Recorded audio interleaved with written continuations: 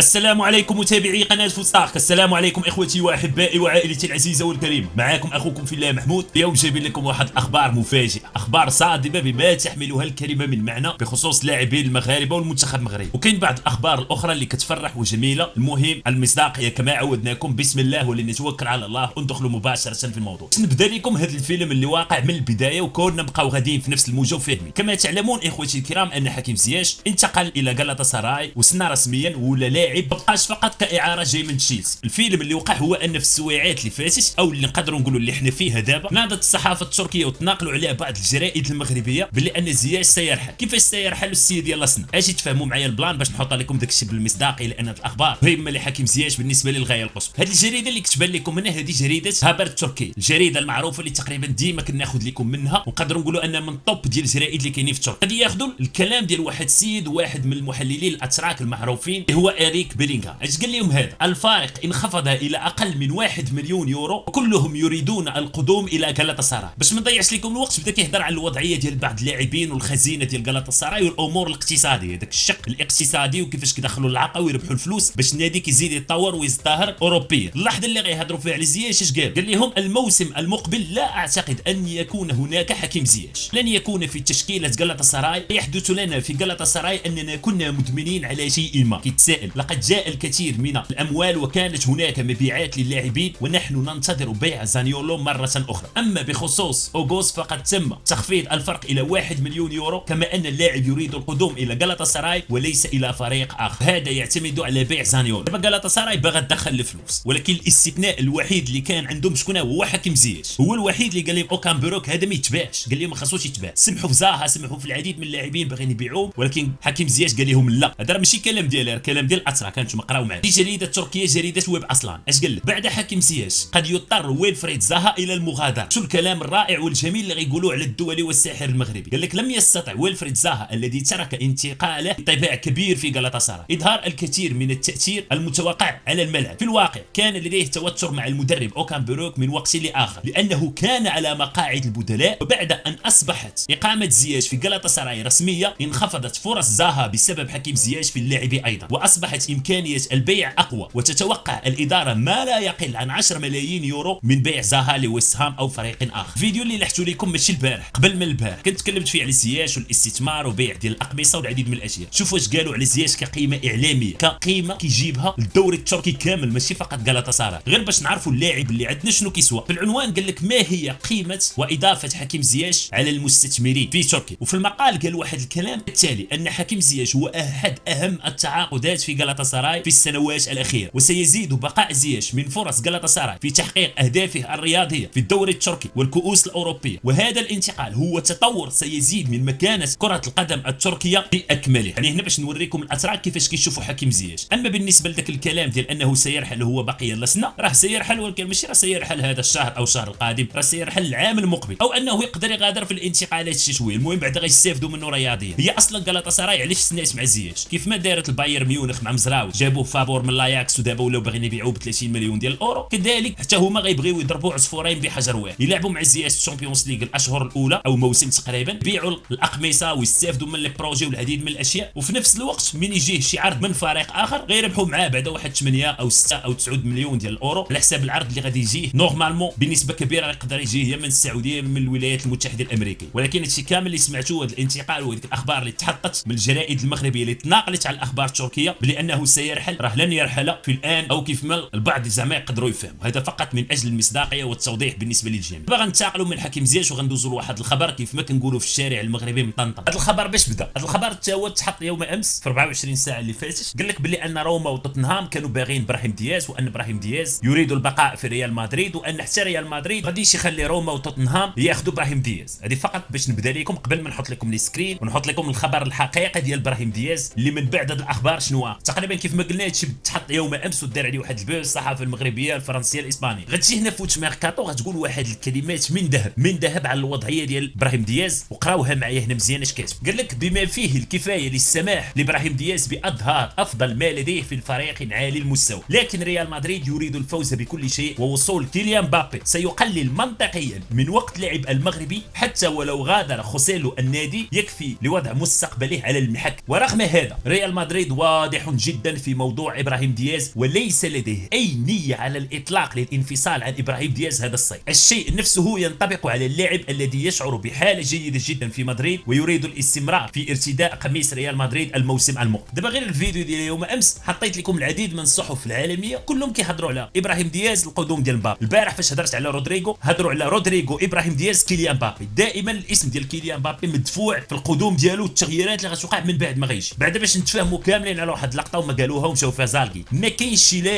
شي لاعب كتكون عنده قيمه عالميه كبيره معروفه وكيبغي يجلس في الدكه، هذه باش نتفاهموا عليها. حيت كاين البعض كيقول لك ابراهيم دياز لاعب كبير وفرحان في الدكه. لا، ابراهيم دياز لاعب اللي عنده المؤهلات وعن بعد يعني بالشياطه انه يكون اساسي في ريال مدريد وبدون نقاش. هذه باش ما نبقاوش حتى حنا نتزايدوا فيها في الهضره بزاف، حيت كاين بعض الاخوه كيجيو في التعليقات كيقول لك لا راه ابراهيم دياز في فريق كبير وهو راضي ولو انه يجلس في الدكه. هذا الكلام ما كاينش. هنا الموضوع الاهم ولا قبل كنهضر على ابراهيم دياز هو ما توقعته وما خفت منه وكنت قلت لكم من زمان هو اللي كيوقع دابا، هو ان ابراهيم دياز غتشنق عليه ريال مدريد ما غتلقوش لانه هو الرويده سكور ديالهم. هو انها دابا شنو كدير؟ كتجيب بعض اللاعبين بحال رودريغو راه كيتعرض للانتقادات بزاف لانه شحال ديال الماتشات كيدخل ما كيعطيش، كيدخل غير ابراهيم دياز كيدير لك الفرق وكياخذ رجل المقابله رغم انه احتياطي.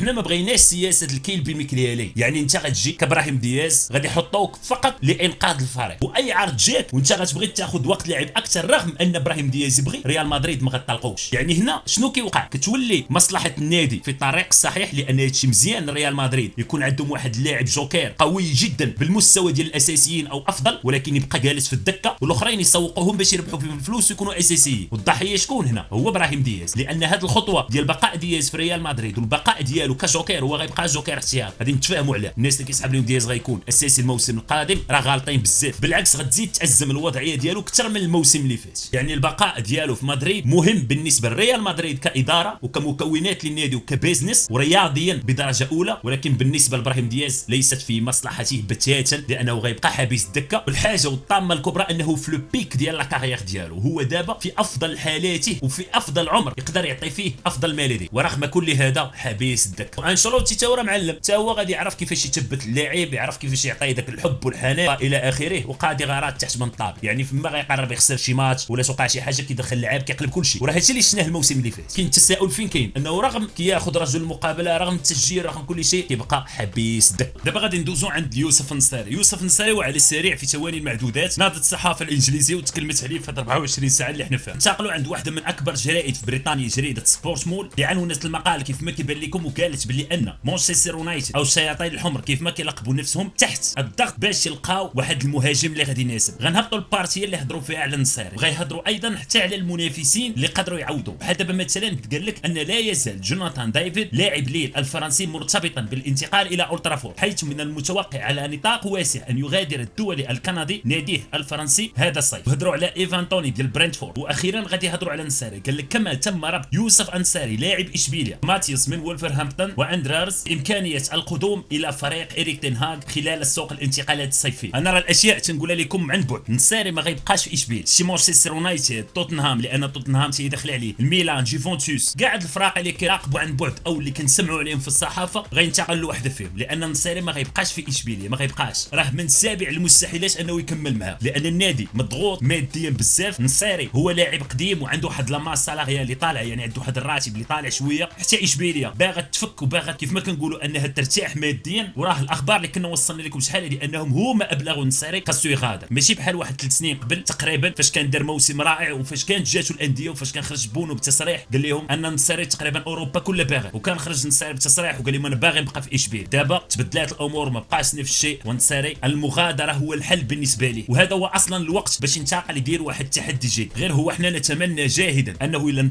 ينتقل لويست، راح انت خطات ويست هام وخطاه لوبيتيغي وانتقل لشي فريق اللي قوي شويه يقدر يجلس في الدك. مازال لوبيتيغي كيف ما كنقولوا دائما كيعرف نقاط القوه والضعف ديال اللاعب المغربي وغيعرف يتعامل معاه ويعرف يوظفه لانه سنين هو كيدرب. نتمنى الخير للنصيري ونتمنى ان اهم حاجه ينتقل بعد فريق اللي غيعطيه وقت لعب اكثر، لان دابا راه ولات المسؤوليه عنده في المنتخب صعيبه، لان الكعبي اللي دار التاكيد ولعب شي ماتش ضد شي منتخب قاصح وعاود سجل هدفين او 3 اهداف او كان حاسم بواحد الطريقه كبيره، راه غيزرب لك على النصيري. وحنا بغينا الراي ديالكم بخصوص الامر، ماذا تفضلون النصيري او الكعبي في ظل المباريات الاخيره اللي شفناها؟ بغيت الجواب ديالكم بدون عاطفه ومع الشرح، واحبكم كثيرا كثيرا كثيرا. كان معاكم اخوكم في الله محمود، تهلاو في الوالدين، اهم من كل شيء اخوتي الكرام. الكرام، دعوا مع الاخوه ديالنا في فلسطين، لا حول ولا قوه الا بالله، والله نحن مقصرون وسنحاسب على كل شيء. دعوا معهم اخوتي الكرام، والدعاء اقل حاجه، حذاري من الفراغ، في امان الله والسلام عليكم.